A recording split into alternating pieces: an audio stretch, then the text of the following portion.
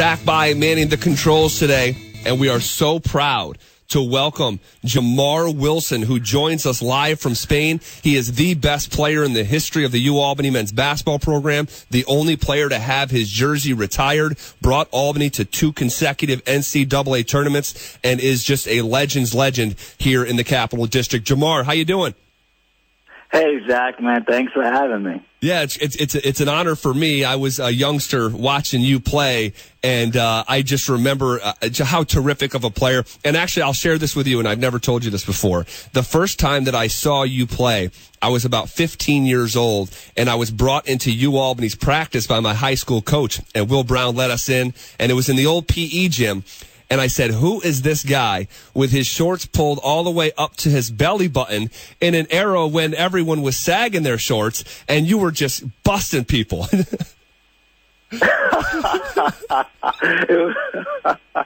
Yeah, PE was known for some intense practices.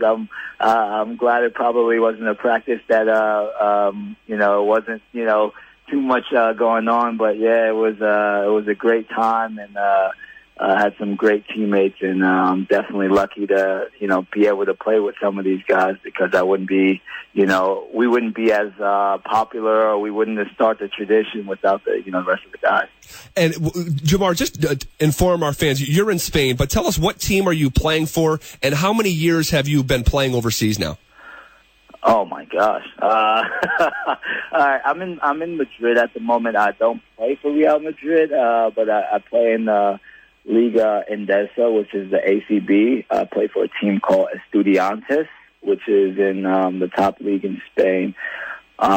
This is, I believe, my 9th season abroad. So I've been, I would like to say, a journeyman to a few countries, and now I'm here, and it's been a great experience so far. And this is definitely I would say the highest level of basketball I've played in ever.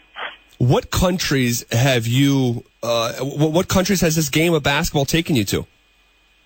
Oh man, I've been fortunate. It's taken me into Belgium. My first stop, I was there for three seasons. Then I headed off to Finland, where my wife played and where my wife is from. We headed off and played at her home club for a season. Then I head down to Australia, and I was down to Australia for 3 seasons, back to France, and then last year I was in Serbia, and then now I'm here in Spain with a few stops of playing for the Finnish national basketball team in the summertime. So it's been quite a long ride. That is quite the whirlwind. Did you ever think, when you were younger, when you were trying to earn that scholarship, or even when you were at UAlbany, that the game of basketball would take you around the world? No, I've never thought that once, to tell you the truth. And to be honest, look, I'm definitely lucky to be in this position. 16, 17 years old, I was 150 pounds, scrawny kid that, loved to play the game, but, just was always overlooked. So I've been lucky to be put in situations to, give me a chance to play at this age and, at this level right now. I've been thankful to, have such good coaches and actually good teammates, because at the end of the day, it's a 5-on-5, sport with, 10 other, players in your team. So without those guys, you wouldn't be able to, succeed. So I'm definitely lucky and thankful. Have you thought of what you're going to do after you're done playing the game of basketball?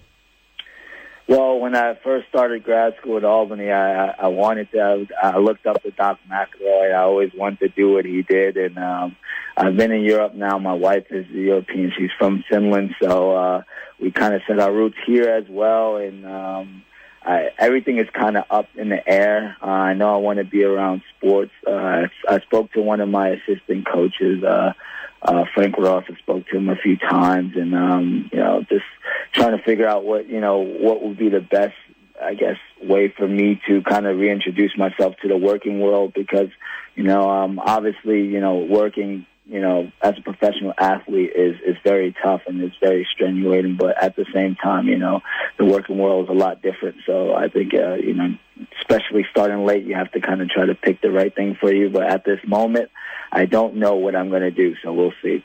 When you think back of your time at Albany, what's the first thing that comes to your mind? Oh, man. It's very hard to say, you know.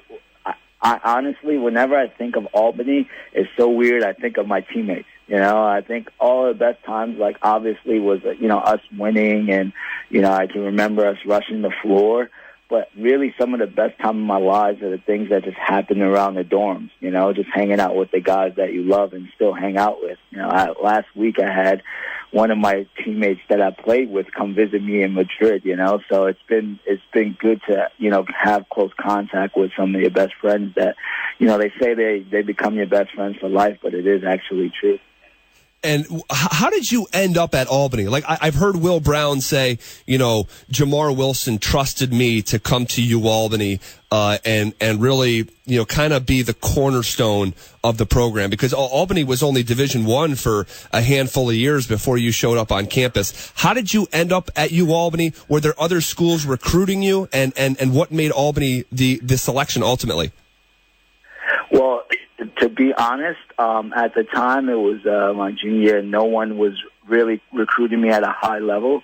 I took a visit to Albany, and this was when Scott Beaton was the coach, and Coach Brown was assistant. Or he wasn't even, he was assistant then.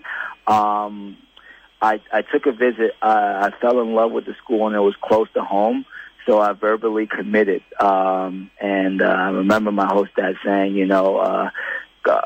Will was recruiting me, and he was saying that he really liked Will, and how if you have a gut feeling to go with your gut feeling, and I mean, I had an amazing time on campus. I was close with Eric Jackowicz at the time, which I still am, but he was a manager on the team, and he was kind of working with the team, so I felt like it was close to home. Beaton loses his job. I started playing my senior year, and obviously I went to a school where it was at the time we were starting to become known nationally. So it was a lot of big coaches starting to come to my practices to recruit other guys, and I had bigger schools start to come to recruit me at the time. And Scott Beaton lost the job, and Will actually got it. So it was one of those things where I could have played at a higher level, but I had ultimate trust in him. He's the one who put trust in me in the first place. My host dad was like, he was watching me when no one else was. So I believed from day one. And it's hard to say, but after speaking to Lee as well, we come kind of the same situation. We thought that we could make something of it.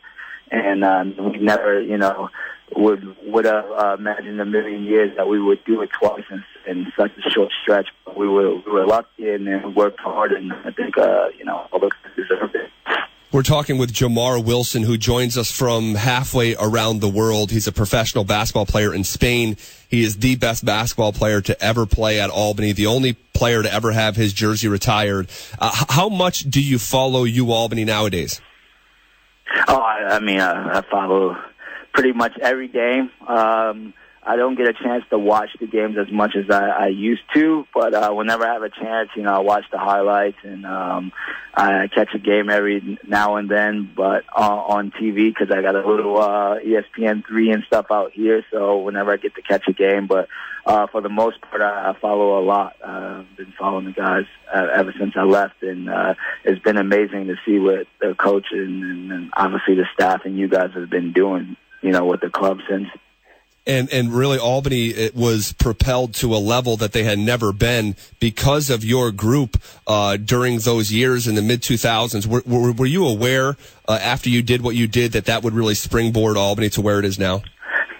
No. To be honest, no, it wasn't. We were just trying to create our own legacy. That's what Coach was saying, try to leave your mark. And it's amazing what I could do, because never in a million years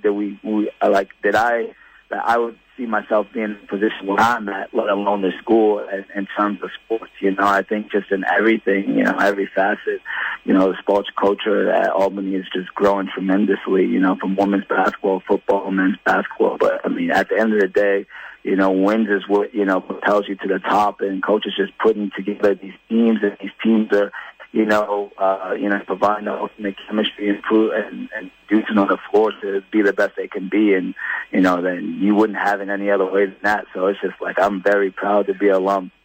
His name is Jamar Wilson. He's the best player ever in the history of the program. He's got his jersey retired. He brought Albany to 2 NCAA tournaments and nearly knocked off UConn in one of those years, had him down by double figures. I know that's something that the Capital Region remembers so fondly, and we can't thank you enough for joining us from Spain. Continued success. We'll continue to follow you and update your fans here in the Capital Region with what you're up to, and we'll have you again hopefully after the season.